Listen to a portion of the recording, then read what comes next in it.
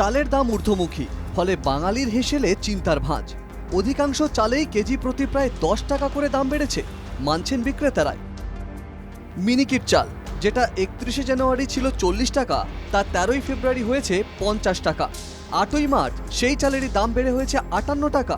Ratna medium 31শে জানুয়ারি ছিল 35 টাকা, সেই চাল 13ই ফেব্রুয়ারি দাম বেড়ে হয়েছে 40 টাকা। 8ই মার্চ তার দর 47 টাকা। বাঁশকাঠি ক্লাস 1 31শে জানুয়ারি দাম ছিল 60 টাকা, 13ই ফেব্রুয়ারি হয়েছে 65 টাকা। 8ই মার্চ সেই চালের দর 70 টাকা। গোবিন্দভোগ চাল 80 টাকা ছিল 31শে জানুয়ারি, 13ই ফেব্রুয়ারি হয়েছিল 100 টাকা, অর্থাৎ 20 টাকা বেড়েছে। 8ই মার্চ সেই চালের দর 110 টাকা। কথায় আছে মাছে ভাতে বাঙালি, অর্থাৎ বাঙালিদের যেন ভাত ছাড়া চলে না। আর এবার সেই ভাতের অর্থাৎ চালের দামই একবারে 10 থেকে 15 টাকা, কোনো চাল আবার 20 টাকাও বৃদ্ধি পেল। মিনিকেট 50 টাকা কিনে 52-54 টাকা বিক্রি, 8 টাকা 10 টাকা বেড়েছে। অসুবিধা, খুচরো খরিদ্দার কমে গেছে। ওর থেকে 5 টাকা 7 টাকা দাম বেড়েছে। গোবিন্দভোগের দাম বেড়েছে, 80 টাকা ছিল এখন 90 টাকা হয়েছে। আগে আপনার ওই 45-46 মধ্যে ছিল, এখন সে 55-58-60 টাকা ওই মিনিগেট। বাঁশকাঠি আপনার এখন সব আগে এই 55-56 এরকম ছিল, এখন 65 বিক্রি হচ্ছে, 62-65। কিন্তু আপনার মিনিগেট বাঁশকাঠিটা প্রচুর বেড়ে গেছে দাম এখন, মানে লোকে বাইরে চলে গেছে, ধারণা বাইরে। গোবিন্দভোগ বেড়েছে 20 থেকে 30 টাকা কিলো পার কেজি। নিম্ন মধ্যবিত্ত বা মধ্যবিত্তদের নাভিশ্বাস পরিস্থিতি।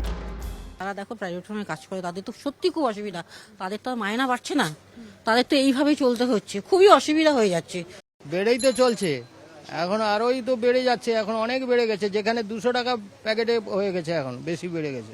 না, ইনকাম সেরকম নেই, কিন্তু সব দিকেই তো এরকম গন্ডগোলই চলছে এখন। বলছি মধ্যবিত্ত ফ্যামিলির তো খুবই অসুবিধা হচ্ছে, এক লাফে যে এতটা বেশি হয়েছে, বস্তা পিছু 300 টাকা বেড়ে গেছে, তা সেটাতে তো খুবই অসুবিধা হচ্ছে। না, মধ্যবিত্তের জন্য তো মানে অতিরিক্ত দাম বেড়ে গেছে। চালের এই দর বৃদ্ধিতে রাজ্য সরকারকে দায়ী করছে বিরোধীরা। কদিন আগে মুখ্যমন্ত্রী বললেন যে টাস্ক ফোর্স বাজারে বাজারে গিয়ে এই দাম চেক করবে। যে হিমঘর আছে সেখানে এই ধরনের স্টক করে মানুষের কাছে না পৌঁছে একটা ব্ল্যাক মার্কেটে সেটাকে বিক্রি করে আগামী ইলেকশনের জন্য তৃণমূল সরকার এইভাবে টাকা তুলছে, মানুষকে কষ্ট দিচ্ছে।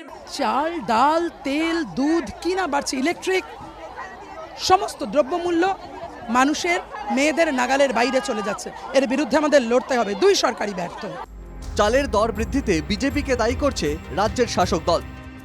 ক্রমাগত বাড়ছে, ব্যবসায়ীদের হাতে চলে যাচ্ছে, কিছু লোকের কুক্ষিগত হয়ে দালালদের হাতে চলে যাচ্ছে, সেটা বন্ধ করতে হবে। মুখ্যমন্ত্রী চেষ্টা করছেন, সবসময় তিনি বলছেন, এটা আজ এই বিজেপি গভর্নমেন্টের ব্যর্থতা বলতে পারেন। ফলে এতে রীতিমতো যারা বিক্রেতারা তারাও বলছেন আগের থেকে অনেকটাই কমেছে ক্রেতা, এবং ক্রেতারা তারাও বলছেন যে চালের দাম যদি একটু কমানো হয় তাহলে অনেকটাই উপকৃত হন। ক্যামেরায় সুরজিৎ মণ্ডলের সঙ্গে বিউ সরকারের রিপোর্ট, NK টিভি বাংলা।